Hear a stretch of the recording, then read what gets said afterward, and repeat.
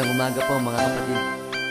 Sa mga di pa po nakakakilala sa akin, ako nga po pala si Louie Rivera. Nandito po ako sa inyong harapan dahil sa nais ko pong magbahagi ng isang kwento tungkol po sa isang tao na pilit lumalaban sa mundo, ngunit tila siya makasalanan, kaya ito po ang hinaing ng kanyang puso. May isang taong animoy naglalakad sa kawalan. Di niya alam marami siyang tungkuling dapat gampanan. Tila lagi mag-isa, kapiling ang mga problema. Nagbistulang pampalimot na meron pa siyang pamilya. Nasa pag-aabang nakatulugan na nila, na di alam kung sa gabing ito may darating ama na magpapaypay muli dahil sa init at lamok. Na tanging si ina ang ilaw na nagbabantay sa sulok. Dalawang batang tila alitatap sa alaala ng taong to na sa matay nakakubli ang luwa, na di makauwi hanggat wala siyang salapi. Pasalubong na aabot hanggang sa hating gabi, na magtatawid sa bawat sikmurang kumakalap. Ngunit ang mga taong to sa yakap niya tanging takam at asang bulong sa puso. Sana di kami iba sa kumpleto na pamilya at laging magkakasama. Bakit ganto ang kapalaran?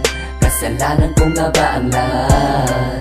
Dahil sa aking mga pagkukulang, nakakulong pa rin sa nakaraan. Na kay bait walang liwanag upang makita ang aking dahilan.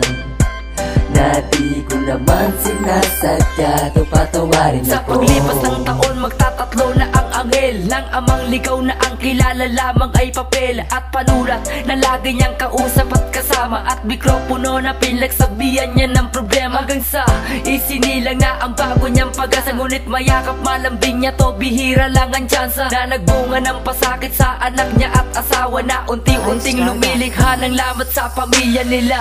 Halos nila siya iba sa mga walang kwenta, na ang malaman ng kalye at daig pa ang binata. Ngunit sa puso niya ayaw niyang maging ganto, ngunit sa dami ng pasakit puso niya'y naging bato. Dahil ultimo sarili niyang ama nakatakwilan. Dahil ba meron silang ugaling di magkalayuan, na gustong makakalas sa hirap na nakabalot. Ngunit dapat ba ang maging kapalit nito'y paglimot?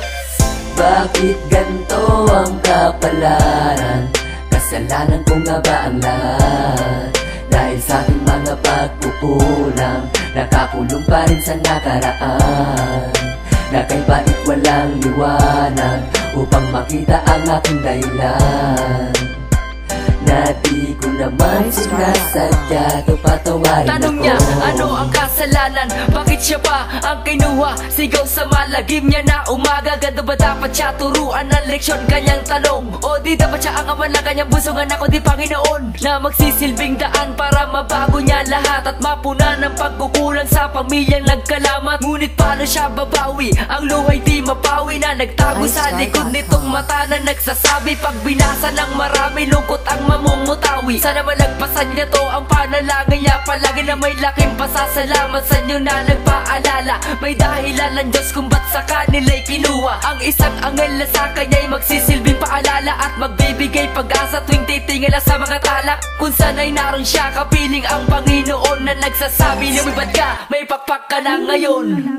Bakit ganto ang kapalaran? Kasalanan ko nga ba ang lahat?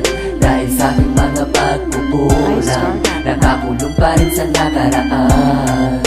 Na kay bait walang liwanag upang makita ang aking dahilan.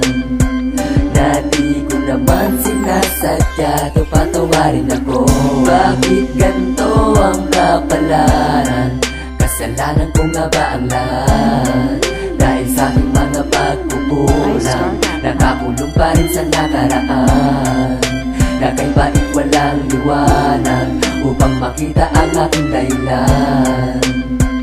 Na di ko naman sinasadya, to patawarin ako. Bakit ganto ang kapalaran? Kasalanan ko nga ba ang lahat?